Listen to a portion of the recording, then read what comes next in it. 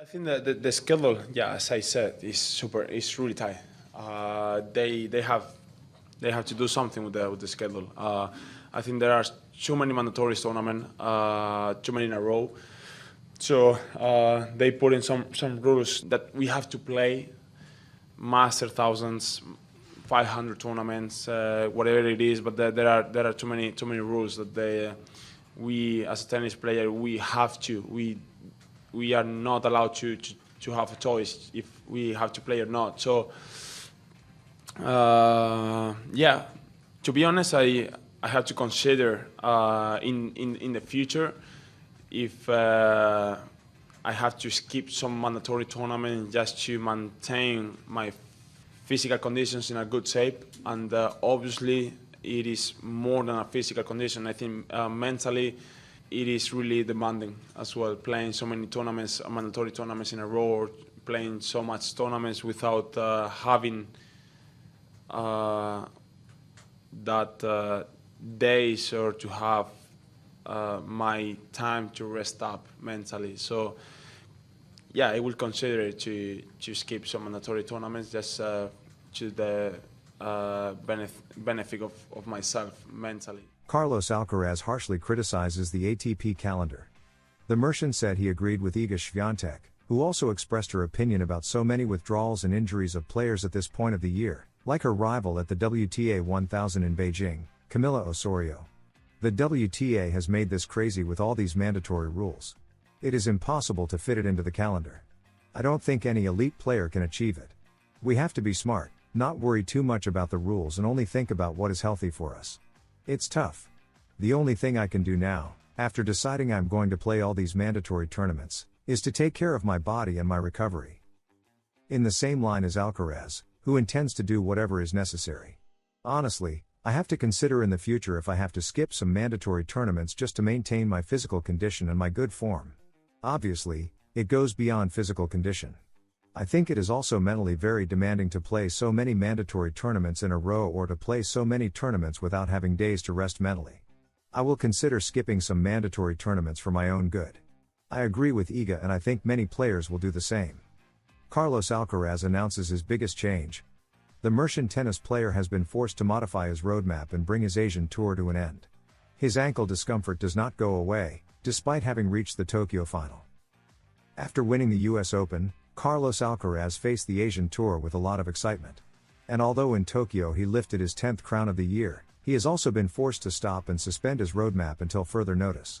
The Merchant has just confirmed that he will not play the Shanghai Masters 1000, which begins this Wednesday, in order to recover from the physical discomfort he has been dragging along.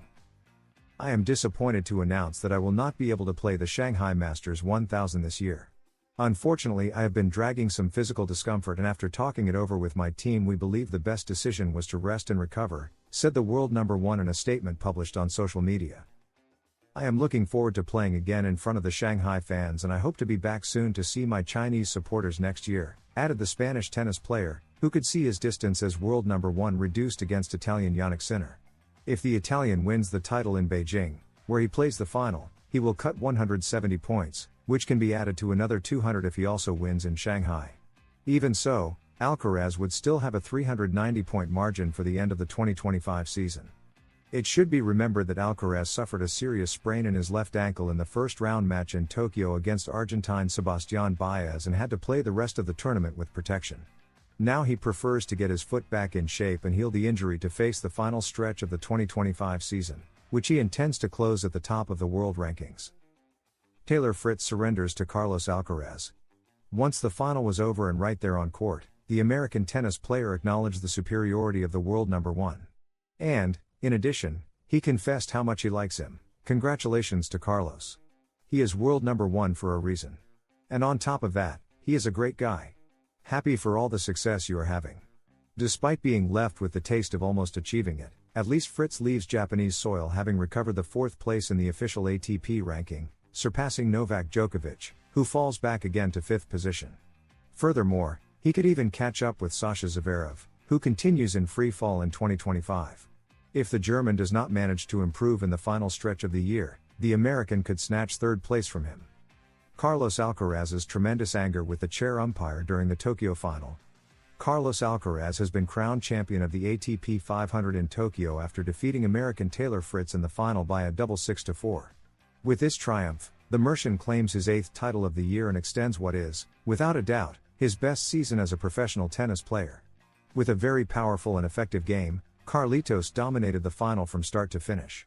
Moreover, he managed to close the match in time because in the second set he let slip a 5-2 lead and closed the set 6-4 before reaching a possible tiebreak that would have prolonged the clash. Beyond Carlitos' good tennis and his trademark drop shots, the final featured a moment of tension between Carlos Alcaraz and chair umpire Fergus Murphy. It happened in the first set, when the Mercian received a warning for taking too long to serve. The reality is that Murphy was starting the 25-second clock too early, the one that makes players resume the match without delay. Alcaraz, when he went to the benches, reproached the umpire for making him serve too soon, as he barely had time to rest and to choose the balls with which he was going to start the next point. Very angry, he told him that he had never played tennis in his life for applying the rule in such a strict way. Do you think it's normal that I finish a long point at the net and then barely have time to go for the balls without time to rest? Tell me, do you think it's normal or not? Fine, you have never played tennis in your life. Far from letting that annoyance take him out of the match, Carlitos kept focused and took the first set 6-4.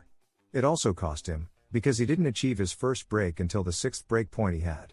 In the second set, with Fritz even needing treatment for muscle pain in his left thigh, Alcaraz's dominance was greater and he went up 5-2 in the set. However, a series of bad decisions let Fritz back into the final and delayed the end of the match. Luckily for the player from El Palmar, he was able to react in time and took the title with a double 6-4. Now, with very few days of rest, Alcaraz faces one of the last tournaments of the season, the Shanghai Masters 1000. He arrives as world number 1, something he achieved by beating Jannik Sinner in the US Open final, and precisely the Italian will be his big rival in Shanghai. Also participating will be Novak Djokovic, who is waiting for the opportunity that Alcaraz or Sinner might fall earlier than expected so he can add another trophy to his packed collection. Taylor Fritz, after being defeated by Carlos Alcaraz, and on top of that, he's a great guy. The Spanish tennis player continued with his best season and won in Tokyo against the American. He recognized his value. The 2025 Tokyo ATP left one of the most representative images of the current moment of world tennis, the consolidation of Carlos Alcaraz at the top and the sincere recognition of his rivals, in this case Taylor Fritz, who fell against the Mercian. The American, with the sportsmanship that characterizes him, did not hesitate to congratulate the Spaniard as soon as the match ended. Congratulations to Carlos. He is world number 1 for a reason. And on top of that, he is a great guy. Happy for all the success you're having, said Fritz on court, highlighting not only the sporting dimension of Alcaraz's victory, but also the human value that accompanies him. The words of the American reflect the respect the Mercian has awakened among his colleagues on the circuit. Fritz, number 1 in the United States and a reference in the tour, accepted the defeat naturally and with evident admiration for a player who, at just 22 years old, already accumulates historic numbers and who in Tokyo once again showed why he is considered the best of the moment. Carlos Alcaraz's words of thanks. Alcaraz, for his part, responded with a speech full of emotion and gratitude. His first impulse was to acknowledge the importance of his work team, aware that without them he could hardly have closed another triumphant week. My team, I want to thank you for all the work this week. I always say I am very lucky to have you on my team, around me, allowing me to learn from you. I want to make a special mention, though, to Juanjo. The work you have done to allow me to be in good shape, after the ankle sprain in the first round, has been incredible. I am lucky to have you, for the work you've done, and thank you for another incredible week, he expressed clearly. These words are not just a mere formality. The Tokyo tournament was marked by the initial concern generated by that ankle sprain suffered in his debut, an episode that left him lying on the court for several minutes. I have enjoyed every moment here. Except for the 5 minutes I was on the ground when I sprained my ankle, recalled Alcaraz himself, still with a mix of relief and humor. The situation, he confessed, was more serious than it seemed from the outside. I had a hard time both mentally and physically, but I found refuge in my team to overcome those hours of doubt. The figure of Juanjo, his physiotherapist, stood out especially in this tournament. The express recovery work allowed Alcaraz not only to continue competing, but to reach his best version in the following days.